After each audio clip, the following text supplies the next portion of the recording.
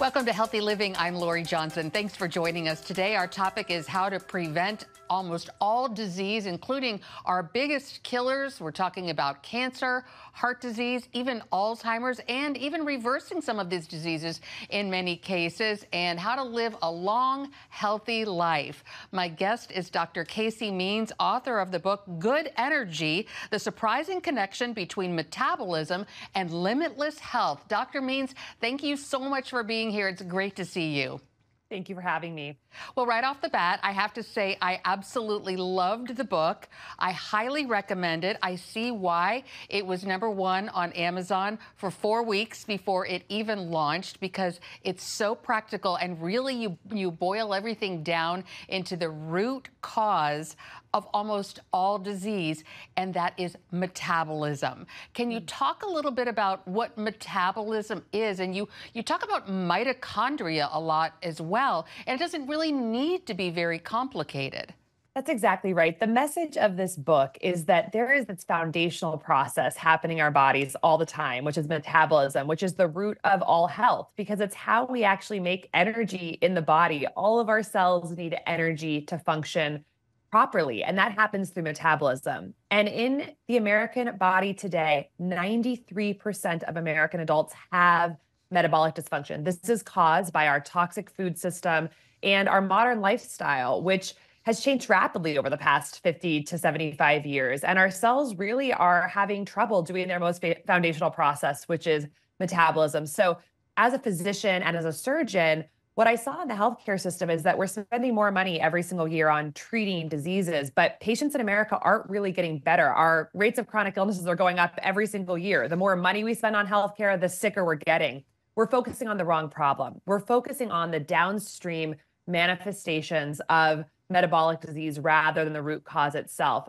And it's actually, like you mentioned, quite simple to fix. We have to support our mitochondrial health. Our mitochondria are the parts of the cell that make energy. They're really the hub of metabolism. And right now, our modern world is breaking our mitochondrial function. And this leads to every imaginable chronic disease we're facing today, from cancer to heart disease, stroke, Alzheimer's, dementia, type 2 diabetes, obesity, depression, anxiety, migraine, infertility, erectile dysfunction, you name it, it's linked to metabolic disease. So if we truly want to follow the science, as everyone says we need to be doing, what we would do is focus on metabolic dysfunction as the key central point of our healthcare focus. And if we did that, we'd see people improve rapidly across many different diseases. Your story, sadly, your mother passed away in 2021, your mother, Gail, and that really affected you, as it would any of us. But as a physician, especially, and then also in your training to become an ENT surgeon, you sort of walked away from that path. So can you talk about those two major events in your life and how they affected you into what you're doing now, which is functional medicine? That's exactly right. So I had done, what every young science-focused pre-med in the country really wants to do, which is sort of climb the ranks of academic medicine. I went to Stanford undergrad, Stanford Medical School, ended up training as a head and neck surgeon. And, this was checking all the boxes. But 9 years into my surgical training and medical training, I realized something that really kind of woke me out of my slumber, which was that we are focused on hyper specialization in the American healthcare system. We actually associate specialization and technological innovation with advancement. But in reality, the more we specialize in our American healthcare system, the sicker we're getting. We have over 100 medical and surgical subspecialties. And unfortunately, what the science is really showing us is that many of the conditions we're treating in all these different specialties are fundamentally rooted in the same thing, which is the foundational problem with how our cells are working, metabolic dysfunction. So if you think of it visually, the trunk of the tree of all these seemingly disparate diseases and symptoms we're facing is the same thing. So for some issues, specialization is great, but what we really need to focus on is this core connecting point between so much of what we're ailing from. So I'm in the operating room day in and day out doing sinus surgery and ear surgery and these hyper specialized surgeries. And what I really realize is that we're missing the forest for the trees here. We're focusing on the downstream end result of core issues that we can control and improve with simple dietary and lifestyle fixes. And we're ignoring that.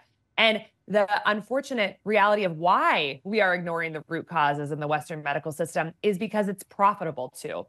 If we can essentially let everyone in America get very, very sick and then only at the very late stages, sort of manage and treat these chronic issues over the long term, that's very profitable. If we actually cure a patient, we're losing a customer. And so that's a very dark reality. But the financial incentive of the American healthcare system is to do more to more patients over a longer period of time. And this is essentially the chronic disease model. So I had to actually leave this hyper specialized surgical world to focus on the root causes of why American patients are sick and what we can actually do about it. And that led me really so much more to functional medicine.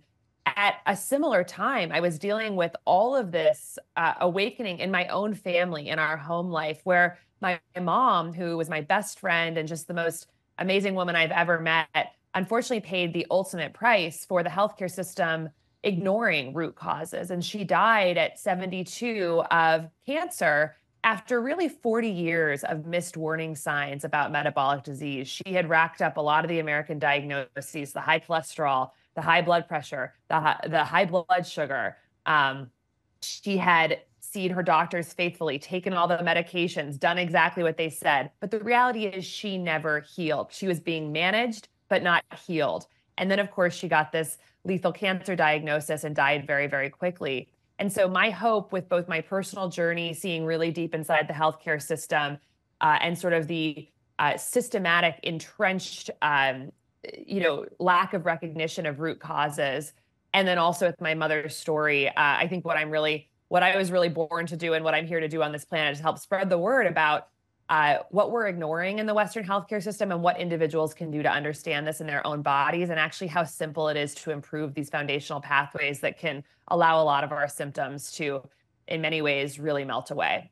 So you got off the track, the treadmill, and you feel that really helped you with your mental health. And one thing that really shocked me, you said suicide and burnout rates are astronomical in healthcare, with approximately 400 doctors per year killing themselves, the equivalent of 4 medical school graduating classes dying every year at their own hand.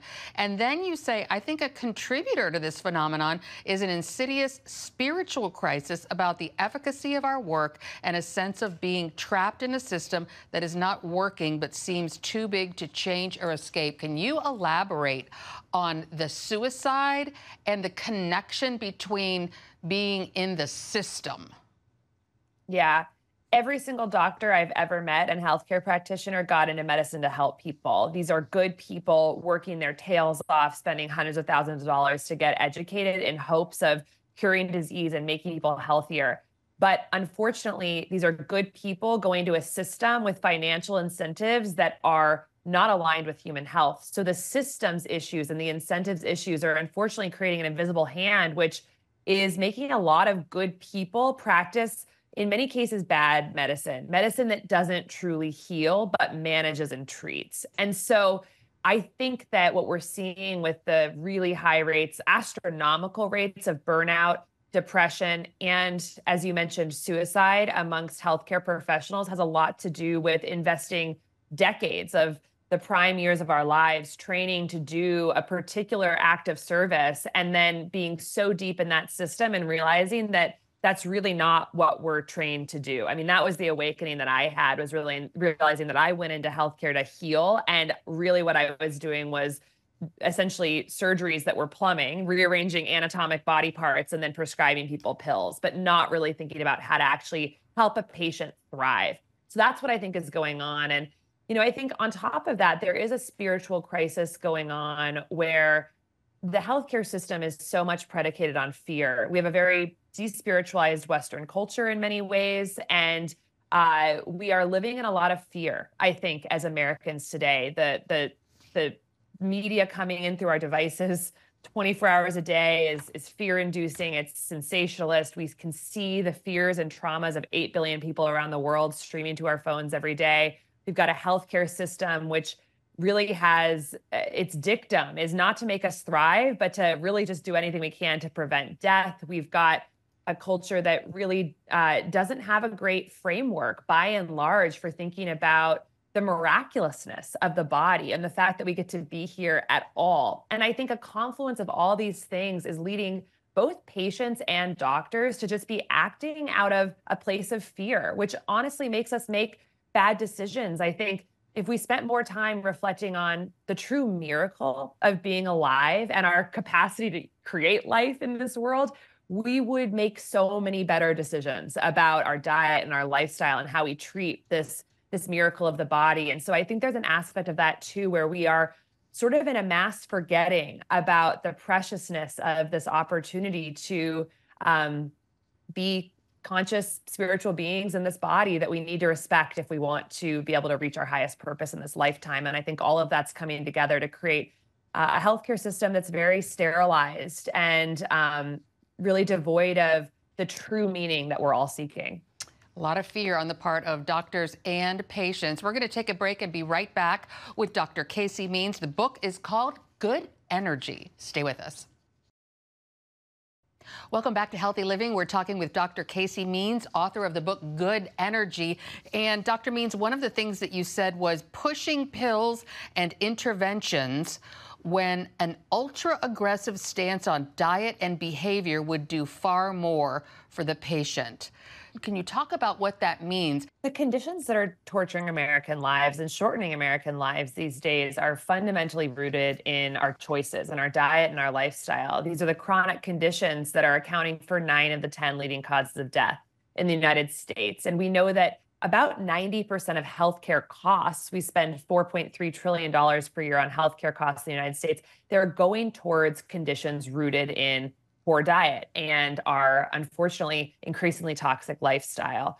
When I speak about diet and lifestyle, I'm talking about the food we're eating, how we're sleeping, our movement patterns, our emotional and spiritual health, our exposure to environmental toxins, our relationship with light, like sunlight or blue light. And those are sort of the main facets we're talking about. Those things have radically changed. And the signals that our cells are sort of expecting from the environment are not what they once were throughout all of human history. We now have this ultra urbanized digital world that's very isolated. And so our cells are living in a very, very different world. And what that's resulting in is an expression from the cells of dysfunction. The cells are essentially saying, we can't tolerate this industrial urbanized, chemical filled environment with ultra processed food, and the result is widespread chronic disease. So 90% of our healthcare costs are going towards those diseases, and yet the average medical student in the United States does not take a single class in nutrition in medical school. So 4 years of medical school,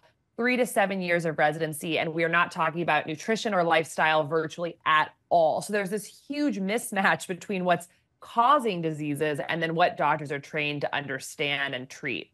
So even though our lifestyles are fundamentally driving our illness and our healthcare costs, doctors are using the only tool that they're really trained to use, which is intervention-based approaches, pills, surgeries.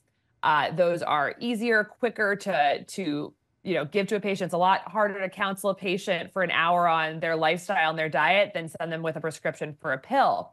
And so this is creating a real issue for patients where we are both dependent on the healthcare system. It's really our only option for getting care right now through insurance, and yet we are being let down by it and not getting the vibrant health that so many of us want. So that's the landscape that we're living in. And the hopeful news is that people can actually really be their own advocates when it comes to their health. They can understand their bodies better. They can understand how these different pillars like food and movement and emotional and spiritual health impact their biology. And we can even track it ourselves with really amazing technology today, like wearables. I'm wearing an Oura Ring right now, direct-to-consumer lab testing, things like continuous glucose monitors. So it's both a difficult time for American health right now across the lifespan, but it's also a very optimistic time because of the knowledge, tools, and technology that we have accessible to us today. So when you mentioned the contributing factors, I think there were 6 of them where you talked about diet and movement and light and connecting with nature. What is the most important one? The one that we can't get around is food. I think that something really important for people to understand is that 70% of the calories we're eating in the United States today are ultra processed foods made in factories. This is food that our bodies throughout all of human history never were exposed to. And essentially, we should think of ultra processed food as a recent experiment in human culture that has failed. We know that ultra processed foods drive diseases in children, in infants, in adults, and the elderly. It's contributing to behavioral problems, learning problems, obesity, diabetes, infertility, all the way to Alzheimer's, cancer, type 2 diabetes, and strokes, and of course, cancer. So ultra processed foods, 70% of our calories, they are not working for our bodies. We need to be switching to fresh, unprocessed, organic food that is not covered in synthetic pesticides. Billions and billions of pounds of pesticides, which we know are toxic to our bodies, are sprayed in our food system every single year. We've got to focus on the freshest, cleanest, unprocessed whole foods as possible. So that's number one. Our bodies are molecularly fully built from food. Yeah. And the atoms in our body that make up our cells, which determine our health, are made of food. And a framework I present in the book that I think is really important for people to understand, is really awe-inspiring to me, is that the body is a process. We're not a thing. We're not a static body that is the same throughout our lifetime. We're constantly turning over. And every day when we eat food, we are putting in the building blocks to create the version of our body of tomorrow. And so there's always hope to improve our health because we're constantly turning over and changing. And food is, it's just one of the things we've got to get right to build the structure and the function for health. That's number one. All right, we're going to take another break and be right back with Dr. Calley Means. The book is called Good Energy. Stay with us. Welcome back. We're continuing our discussion with Dr. Calley Means, author of the book Good Energy. And you were saying before the break that ultra-processed food has to go. And one of the things that I thought was so interesting that I don't feel like a lot of our viewers understand is the danger of these ultra-processed vegetables and seed oils. Everybody knows about sugar. We've been talking about that and added sugars, but a lot of folks don't understand the good oils and the bad oils. So can you talk about those?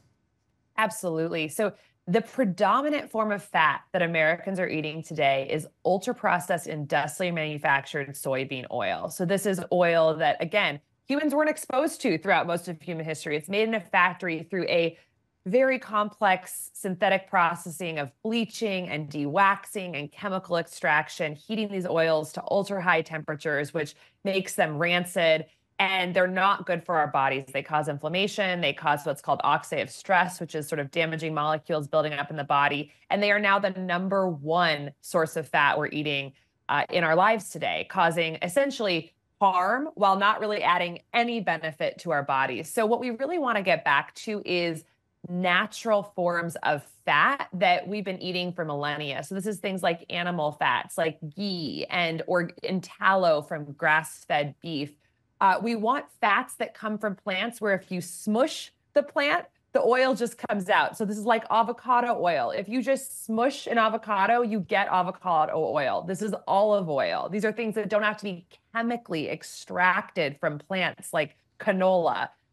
So we love olive oil, coconut oil, animal fats like grass-fed ghee, tallow, and butter. And then, of course, fats that we can get from whole animal foods like salmon and mackerel, sardines, beef, eggs, things like this. So those are the main fats that I cook with and use. They have high smoke points and they're not going to go rancid. The ones we really want to avoid are the vegetable oils, canola oils, corn oil, peanut oil, safflower oil, sunflower oil, and things like that. And we always want to choose organic when we can because it's going to have more nutrients and antioxidants in the fats that we're eating. But don't most restaurants and fast food places only use those oils? That's true. Most restaurants, unless they are explicitly advertising that they are using high quality oils, are using vegetable oils and often reusing them at high heat over the course of weeks, which is very damaging to our health. 6 in 10 American adults have a chronic disease at this point. And when you look at some of these realities, like what restaurants are using, it makes sense. We're using essentially trash oils and it's making us sick. And so we really want to be very conscious about the restaurants that we're patroning and going to. There are some amazing companies that are switching to non-industrial seed oils. For instance, Sweet Green, which is a fast casual salad chain all over the country, has just switched to avocado and olive oil. And this, of course, is a huge hit for health-focused consumers. There's also a great online service called Seed Oil Scout, where you can actually look up restaurants and what oils they're using. You would be shocked to find how few restaurants are using high quality oils. And it's all for the purpose of cost that they're using the health destroying oils. And so we just really need to be really advocates for finding places that are using the good oils and ask our favorite restaurants to switch over, because sometimes they don't even know. This is great information. We're going to take one final break and be right back with Dr. Calley Means. The book is called Good Energy. Welcome back to Healthy Living. We're just continuing our discussion with Dr. Calley Means. The book is called Good Energy, and we were talking about the oils are such a problem. And here's something I wanted to ask you about canola oil. So we hear so many people saying, oh, canola oil, it's healthy. And, Whole Foods, they say, oh, we cook in canola oil, it's so good. But you're saying it isn't. Yeah, I don't touch canola oil. First of all, it's rarely going to be organic, and the real issue with it is that it's processed at extremely high temperatures, which can really oxidize the oils, which is bad for our body. It's also very high in omega-6 fatty acid to omega-3 ratio. So in our body, we need a mix of different types of fat, things like omega-6s, omega-9s, omega-3s, but we need them in the right ratios. And by and large, for human health, we usually want a ratio of a 1-to-1 ratio between omega-3s to omega-6s. Omega-6s tend to be more inflammatory, omega-3s more anti-inflammatory. And a lot of these oils will have a 20-to-1 ratio of omega-6 to omega-3s. So it's really overwhelming our bodies with this inflammatory fat, which in small quantities we need, but in the quantities we're eating today in the American diet, they are tipping the scales towards inflammation, which is, of course, the root of so many chronic diseases. All right, Dr. Means, thank you so much for being with us today. The book, once again, is called Good Energy, The Surprising Connection Between Metabolism and Limitless Health. Thank you so much for being with us today. We so appreciate it. Thank you so much. And thanks to you for joining us for this edition of Healthy Living. I'm Lori Johnson, and we'll see you again next week.